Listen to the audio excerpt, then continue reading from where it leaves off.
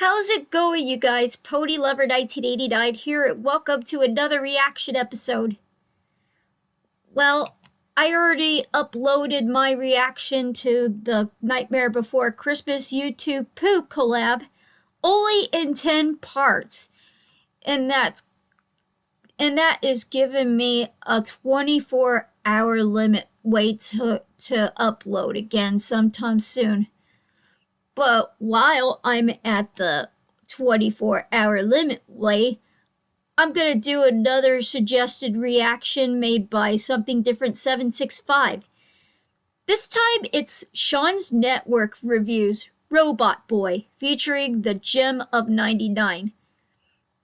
And I think Robot Boy aired on Cartoon Network or Nickelodeon back in the 2000s. I'm not really sure.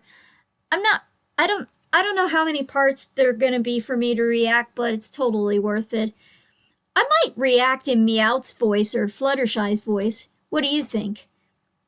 Anyway, here we go in 3, 2, 1, and that looks like the character from Danganronpa. Disclaimer. Start this video. This is a disclaimer that needs to be put up. I usually don't put these types of disclaimers at the beginning of my videos because I'm usually very calm and collective, but there are going to be moments in this video where either me or someone I'm going to be doing a co-op with are going to be yelling. There are going to be moments in this video where either me or my co-op partners are going to get angry. Or put your volume on a place where it's as low as possible. Low as possible? And you live with other people, hope it's not ear rape, like YouTube poops. So that way the screaming in the video won't wake anybody in your house. I don't usually yell in my videos because I'm generally very calm when it comes to talking about things, but in this video, who or what I'm talking about rubs me the wrong way to the point where I can't talk about these things calmly. But if you don't mind any of that, continue on. With all that said, enjoy the video. Copyright disclaimer section of... Anyway, I hope you enjoy the video. Are you drawing a picture of what your YouTuber looks like? To give you context, the series that I'm doing. Oh. Let's just get this over with. Just to let you know, guys, let's get this over with. Like Robot Boy. Getting this out of the way real quick. So far in my Sean's Network Reviews series, I thought that the Tom and Jerry comedy show would take the spot for the worst. This made by Filmation instead of Hanna-Barbera. Other shows I would review / rewatch at one point would take that particular show's spot. Nah, that's not true anymore. As I got done reviewing Did his Thundercats brain Roar fell by the off? time that I'm writing Thundercats Roar, which holds the second place spot. Robot Boy now holds the second place spot until it gets pushed back to number 3 at some point. Third place. And I know for sure that if I ever, in the future, decide to make a list of the worst forgotten cartoons, top 10 worst forgotten cartoons. Probably not number 1, but instead, maybe it would be like top 3 material. But the top 3 material. As you see in the title of this video, I'm not doing this particular review on my own. I have someone with it was on Cartoon Network back then. Today, and that guy is in the late 2000s. Better known as the Lil Gem of 99. The Gem of 99. Introduce yourself, my man. And cue in the sound of disappointment and silence. Hello, I'm the Gem of 99 and blah blah blah. You saw my name in the title of the video, so let's begin. Even though I'm not really the type of person to talk about cartoons and having an identity crisis over them because, oh my god, I can't stay sane for more than a week, I'm making the exception in this video for the fact that this show is something special for all the wrong reasons. For all the wrong reasons. Robot Boy. Released in the year of 2005 in the UK. November 1st, 2005 through September 2008. 2 seasons with 52 episodes. With only 2 seasons. Told me in calls, this series would air on US Cartoon Network at 6 a.m. in the morning at the beginning of 2006. Although, looking through the Cartoon Network schedule archives proves and Adult Swim. Except for one example. And when the show was getting to the point where it was about to end, the show would air reruns around the early mornings at 8:30 a.m. 8:30 a.m. September is usually a point before where kids Baby go back to Looney school, Tunes. So yeah. I watch Robot Boy? No, you got school tomorrow. Although, considering how this show is, I think it's for the best that I didn't hear The ending about of this Football show makes until me years squirm. later. Going I into didn't the hear show, about I've the actually show and never seen this series before. Maybe a few clips here and there, but other than that, I went into this series completely blind. And the overall result, well, you're here right now. This show does technically fall under the category of being a Cartoon Network show, but not an official Cartoon Network show. Like, the show wasn't made by the official Cartoon Network studio, but it was made by Cartoon Network Europe. And it's one of the Cartoon first Network Europe co-productions for Cartoon Network. So, this does count a little bit, just not completely. So, what is this show about? This show revolves around an 11-year-old kid named Tommy Turnbull. One day he wrote a letter to his favorite inventor, Professor Moshimo, and he just gave Tommy a robot that he was working on to show him ways that he could become a normal boy. Despite the fact that the show wants Robot Boy to be kept a secret. This will be a problem we'll get to in a little bit. Alongside Tommy, there's his best friend, Gus, and Lola, who has a crush on him, and together, they all need to prevent Robot Boy from being discovered and having this secret get revealed, and preventing him from falling into the hands of Dr. Kamikaze.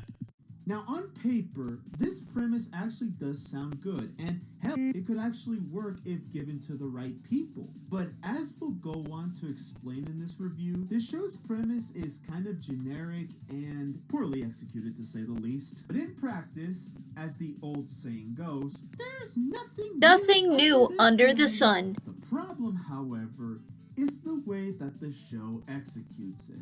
Now, as Jem said, the fact that a show has a cliche premise doesn't inherently make it bad, as long as you do something with it to make the show enjoyable to watch. This show does not have that. A lot like Ollie's Pack, instead of Ollie's doing Pack? something with this premise, the show instead decided to paste this very bland and generic concept into practice and do nothing else with it. And instead of using its concept to its advantage with creativity and storytelling, they decided to waste it on a formulaic plot structure that will make your brain Note in a bottle. even after watching a few episodes, because this show is that repetitive. And because each episode is 11 minutes instead of 22 minutes, the pacing 11 ends up minutes. suffering as a result. You know, Sherlock Yak's episodes only run for 12 minutes, while Kingdom Force episodes run for 10 minutes. Traffic Slam and iHero are the biggest examples in this regard, and each episode of this show in particular is a chore to sit through, due to the show's incredibly You are horrendous useless. voice acting and the way that each episode is written. If Transcript. that wasn't bad enough, the show has gross-out humor and outdated pop culture references because the people who worked Pop on the culture show grew up references. in the late 90s. And you'd get that impression just by watching certain episodes for making jokes that wouldn't really work in late 2000s. Restating The late something that I said 2000s. with Ollie's Pack a few videos ago, I don't mind when cartoons try to go both ways in terms of storytelling, by doing the action sequences as well as doing the comedy approach. I love the original Action Teen Titans, cartoons. Gravity Falls, Teenage Mutant Ninja Turtles 2012, Teen Titans, OK Gravity KO, Falls, Let's Go Teenage Heroes, Mutant Ninja because Turtles, those shows are able OK to keep KO. the balance between all the aspects that they want to pull off. And another example Like, of how whoa. this could be done right is, oddly enough, My Life as a Teenage Robot. That's actually another thing that I should bring up about this show. My Life as a Whenever Teenage people have Robot. some sort of discussion about this show in any kind of way, other than talking about how awful it is, Yeah. or one of its only tolerable characters, one of the things that is most often brought up about this show is that it's basically Cartoon Network's My Life as a Teenage Robot. And yeah, there is some truth to that. Both shows revolve around robots trying to fit in with society. Both shows have some sort of Astro an Boy. anime influence in the storytelling. Or And Tetsuo both on shows Adam have in the art Japanese styles that are version. similar to either Dexter's Laboratory or Powerpuff. Powerpuff Girls However, and Dexter's that's not Laboratory. the full truth of how the show is. Why is that? Well, let Sean put it to you like this. After watching both shows a little bit after the other, Robot Boy is basically My Life as a Teenage Robot. However, what I mean by that is that it's basically the bad version of My Life as a Teenage Robot. A Where My bad Life as a version. Teenage Robot was a fun, pleasant, and awesome show that had a ton of stakes, characters that you were able to care about, and consistent writing, Robot Boy is a bland, frustrating, and forgettable show with characters that range from being one-dimensional to being downright insufferable, with writing that is completely inconsistent. Yeah, as Sean stated before, Robot Boy is a show that revolves around a kid trying to keep a robot a secret while fighting off a couple of villains, most notably Dr. Kamikaze, trying to capture Robot Boy for himself and take over the world. Of course! The Of problem, course. though, is that this show's writing is absolutely terrible.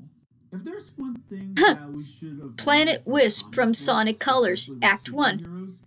DC's superheroes. Never have that particular identity to get revealed to anyone, right? Well, this show has no fucking clue on what the concept of a secret identity is. I mean, for God's sakes, there are so many episodes that I could go on where you would see Tommy trying to keep Robot Boy a secret by turning him up or having him hide under the backpack, and then there are other episodes where you see him and plain view where he's playing with Robot Boy, Gus, and Lola in the middle of a fucking park and the beach.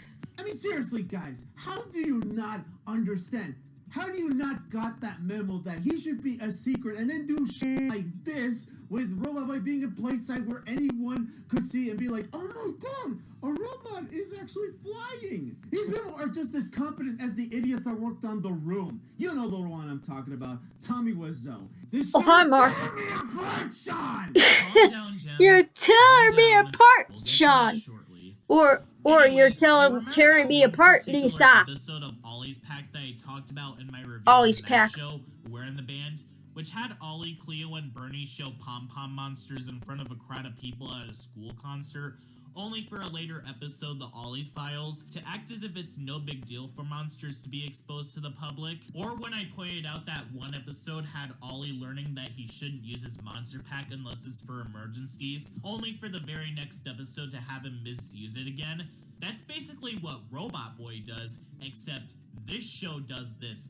constantly. In nearly every single episode of the show, at one moment, the show has Robot Boy get revealed to the public multiple times. To the point Multiple where the show times. feels incredibly broken. Then the next second, the characters would preach about how, oh, Robot Boy needs to be kept a secret. We can't have him out of my backpack because Professor Mashimo tasked me to keep him away to the public. But again, as I've stated, the show does not understand the concept of secret identity, and we would get quite a few episodes where Tommy just shows Robot Boy out into the public eye because these people completely forget the memo.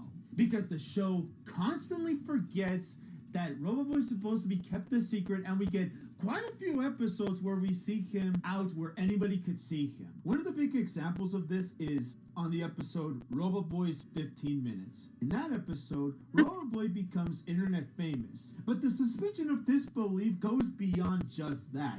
2 episodes have Robot Boy activated in front of Donnie. 2 episodes have Robot Boy become known to the FBI and the freaking US government. 2 episodes The government. Robot Boy get discovered and is being hunted by one of his teachers. And there was that one episode where he gets revealed to Gus's parents. And while yes, the episode does state that his parents don't have any experience with technology because they're Amish, it was further Amish. showing just how broken one of the show's rules was. If you guys wondering And it just why the goes on like that for 2 seasons. And that's not even mentioning some of the other ones, like the episode Brother Jorn, I think that's how you say it. Dr. Mashimo revealed a prototype that looks like Robot Boy to the public. And there was this one episode called Knockoffs, where it has the cashier, who is oddly a parody of that loser from Napoleon Dynamite. Anyways, he gets to make knockoff versions of Robot Boy Knockoff and clones. Robot Boy, and actually sells them to the public where anyone could buy them for God knows how much. Seriously, people! Why do you bother establishing the rules when you're not even gonna follow through and stay consistent on the world building you're making? Okay, while Jem is wrecking everything in his room, let me continue discussing this problem by talking about another episode that Jem doesn't know about. By far the worst example in this regard is